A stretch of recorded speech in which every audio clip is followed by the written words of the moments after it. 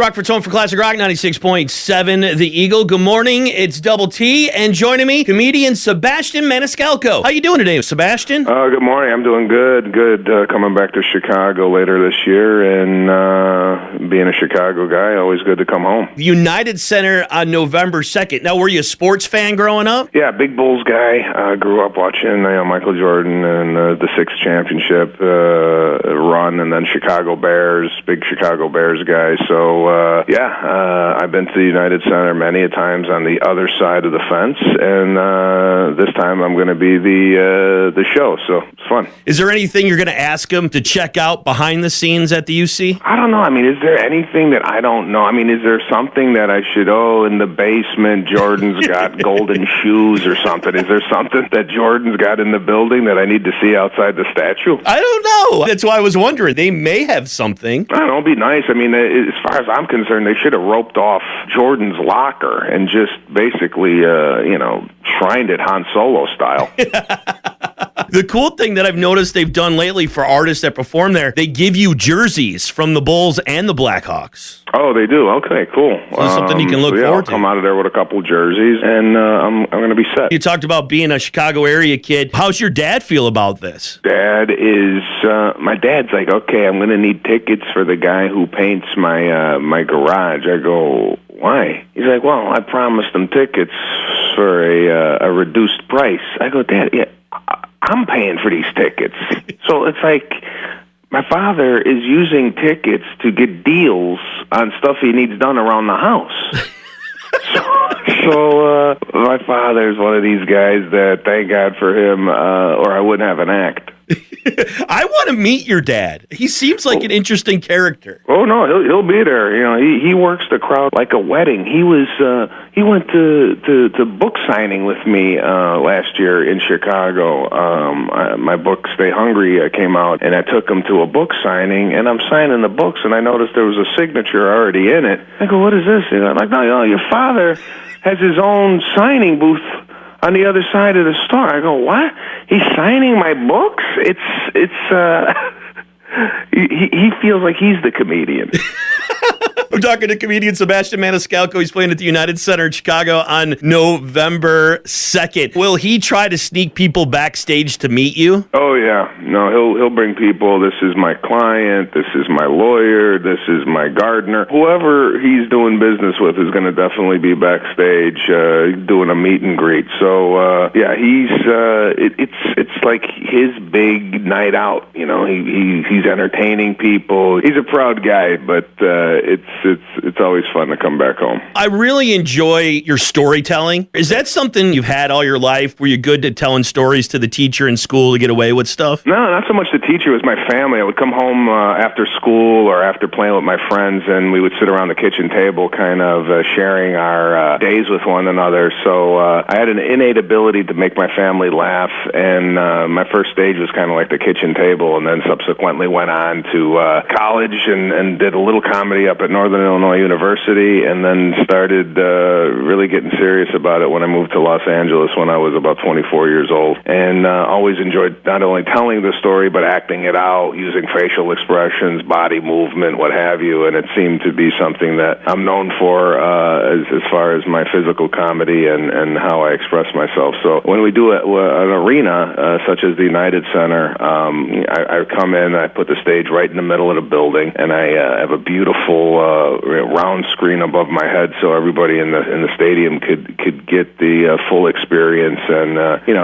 listen, comedy's better enjoyed probably at a Zany's Comedy Club with 180 people and a low ceiling. But for me, the arena is definitely more of a spectacle. But you get a really just a great time when people come out. Which crowd is tougher? You get that intimate crowd, which could come after you, or trying to win over the big crowd? You know, it's just the larger the audience, the more of a challenge it is to get everybody, 20,000 people kind of on board at once. So the timing's a little different, the pacing's a little different, but for the most part, comedy enjoyed in a comedy club where you see the comedian sweating and the spit flying out of his mouth or her mouth or what have you is something to be kind of seeing the nuances of stand-up in a comedy club. There's nothing better. But I'm looking forward to these arena shows that I got scheduled across the country, and to come back home, the hometown of Chicago, and play the United Center is going to be something spectacular. You played a show here in Rockford not long ago. Did you have any interesting experiences while you were here? You know, I didn't get to go out and enjoy Rockford. I just was in and out, but a lot of people from Rockford came out. A lot of people from Chicago came out to play these places that are around the northwest suburbs of where I grew up. Are something that is really special to me, to come home and play at Rockford or St. Charles or Chicago Theater, Rosemont, whatever it might be. It's been wonderful. I'm talking to comedian Sebastian Maniscalco. You're branching off and you're doing more stuff and you're getting into some more movies, and I'm really excited for The Irishman. This is going to be awesome. Yeah, no, so am I. I'm a huge fan of Martin Scorsese and De Niro and Pacino and Keitel and Pesci. All these guys are in the movie. I play Crazy Joe Gallo. We shot the movie, I don't know, about over a year ago. It's coming out later this year. And listen, for me to be, doing this with these caliber of actors is something I could have never imagined. But yeah, I'm just as excited as you to see the finished product. I haven't seen any of it yet. Hanging out, were you trying to sneak some pictures with you and some of the guys as you were there? None of that. I was one of these where I'm not speaking unless spoken to. It's not like Scorsese yelled cut and I went up to De Niro, so how was Casino? I mean, there was none of that. It was all business all day, and I just didn't want to get fired, so I just kept my mouth shut and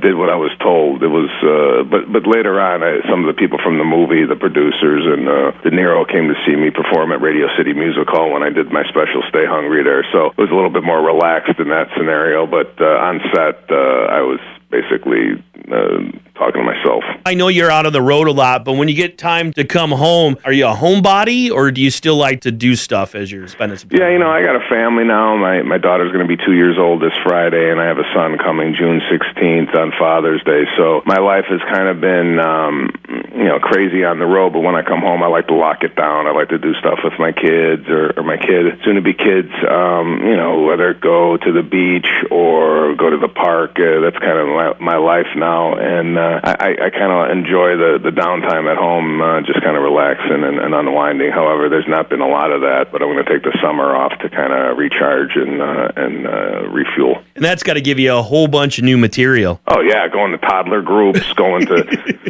sing-alongs and interacting with other parents. It's ongoing.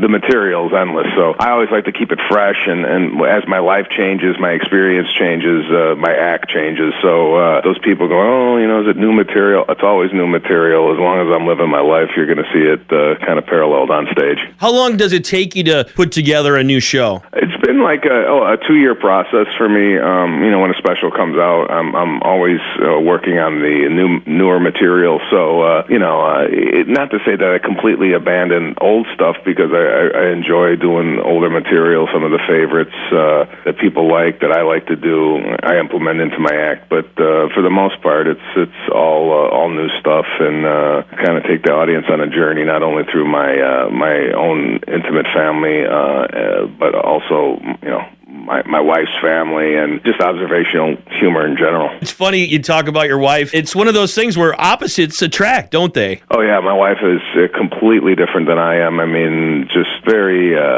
open and fun and people person, and I'm a little bit more guarded and kind of skeptical of what people want. So it kind of works out, to have these two different personalities come together, and just different families too. She's Jewish, I'm Italian Catholic.